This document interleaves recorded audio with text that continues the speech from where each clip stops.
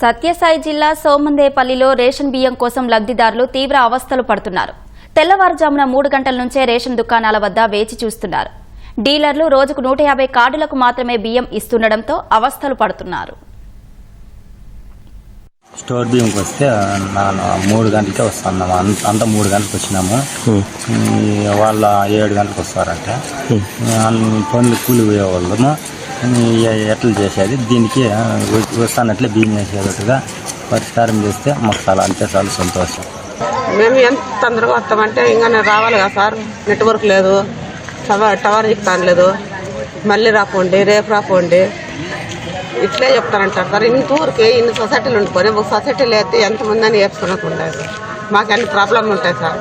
వీళ్ళందరూ కూడా నేను బియ్యం వేసుకొని పోయేది చెప్పండి సార్. 4-5 నెలల అంటే ఇదే బాధ సార్. మాది 2 నెలలు అసలు రేట్ పెట్టేది వచ్చే కప్పుకు వచ్చి కాపుని వెళ్ళిపోయారు.